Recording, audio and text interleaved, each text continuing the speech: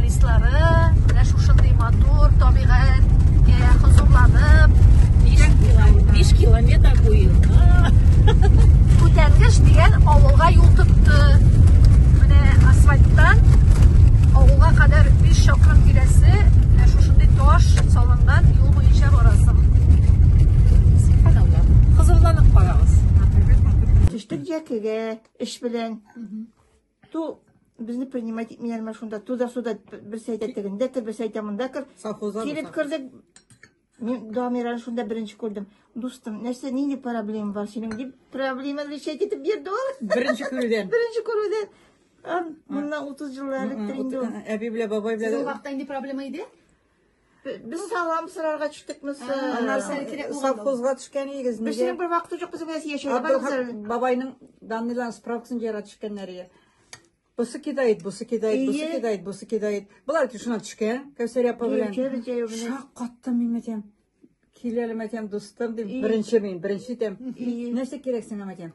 Архивка чыгып, җыеп, булышып кагазларын ясап җибәрдем. Яшьтә. Моннан 5 ел элек. Әтием 86 яшьтә. Менә 10 ел була бу. Бик яхшы кешеләр. Яхшыдыр инде. Яхшы кешеләр туа. В общем, бездә кескене шул сентябрьдә октябрь кеше китеп бетә инде. Калабыз үзебез генә. Бер заман бер хатын килеп төште, җыр сатып алды. Кайтты да отырды. Ноябрь салкын, каралмаган, тәрәзә куелмаган. Стеналар тишеге бит. Тиш. Бу абыстай Мөхәммәдия бетергәндә безнең авылдан иҗат алып Әлфия апабыз. Без Әлфия Кәүсәр апа белән ул безне укытты кыш буе. Безгә кайталар да җыриләр инде музеймени. Вы остались далеко к 70-х годах дип инде. Бер кайткан кеше тагын кайта. Ба, мин әйтәм үләм. Без прогулкага чыгабыз, көн сайын 1-2 сәгать җырып кайтабыз. Тегендә хәтта бар. Кыш көне генәме, или бу ел әйләнәсе шулаймы? Язын, көзен, җәй көне вакыт юк. Килеп керәм, ул үлеп беткән, зәңгәрләнеп беткән. Нишләтергә инде моны?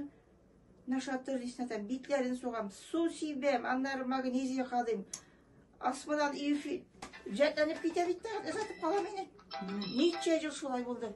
Дуслар, без бүген Олы Яке авыл җирлегенә кергән Үтәнгеш авылында. Карагыз әле нинди матур урынга урнашкан әлеге авыл. Һәм Рәмзия апа Юсупова турында тулы материалны газетабызда укыгыз.